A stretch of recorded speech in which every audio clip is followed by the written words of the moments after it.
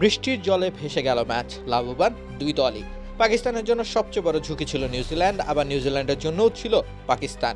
যে কোনো দল 2 পয়েন্ট পেলে খুশি হতো নিঃসন্দেহে। এমনকি এই জয়ই তাদের সেমিফাইনালে যাওয়ার রাস্তাটা পরিষ্কার করে দিত অনেকটাই, যদিও একটি পয়েন্টও হতে পারে নির্ধারক।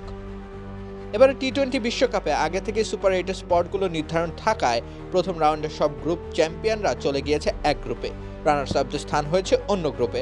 এমন পরিস্থিতিতে গ্রুপ 2-এ সবচেয়ে শক্তিশালী দল ধরা যেতে পারে নিউজিল্যান্ডকে। তারা প্রথম রাউন্ডের সবগুলো ম্যাচই ধারাবাহিকভাবে ভালো পারফর্ম করেছে। গ্রুপ অফ ডেথ থেকে নিউজিল্যান্ড উঠে এসেছে 6 পয়েন্ট ও 1.227 রান রেট নিয়ে। শ্রীলঙ্কা বাদে বাকি দুই দলের রান রেট এর তুলনায় ঢের পিছিয়ে।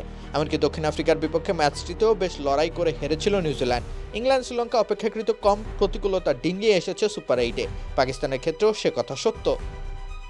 অতএব নিউজিল্যান্ড গ্রুপ 2-এর যে কোনো দলের জন্যই সবচেয়ে বড় হুমকি। সেই দলটির বিপক্ষে পাকিস্তানের একটি পয়েন্ট প্রাপ্তি মোটেও অসন্তুষ্টির কারণ নয়। অন্যদিকে গ্রুপ 2-এ উপমহাদেশের উইকেট সম্পর্কে ধারণা থাকা দলগুলোর মধ্যে পাকিস্তানের শক্তিমত্তা চ্যালেঞ্জ জানানোর জন্য যথেষ্ট, বিশেষ করে তাদের স্পিন ডিপার্টমেন্ট। ওয়ানিন্দু হাসারাঙ্গা ইনজুরির কারণে ছিটকে যাওয়ায় শ্রীলঙ্কার স্পিন আক্রমণ একটু হলেও শক্তি হারিয়েছে। সেই তুলনায় নিউজিল্যান্ডের জন্য এই গ্রুপে বড় হুমকি পাকিস্তান। সেই দলটার বিরুদ্ধে একটি পয়েন্ট হাসিল করা বেশ ফলপ্রসূ। ইংল্যান্ড ও শ্রীলঙ্কা অবশ্যই শক্তিধর, কিন্তু তাদের পা হরকানোর সম্ভাবনাকে মাথায় রেখেই নিউজিল্যান্ড ও পাকিস্তান অন্তত খুশি হতেই পারে।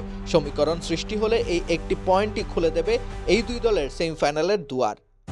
রাকিব হোসেন রুম্মান, খেলা ৭১।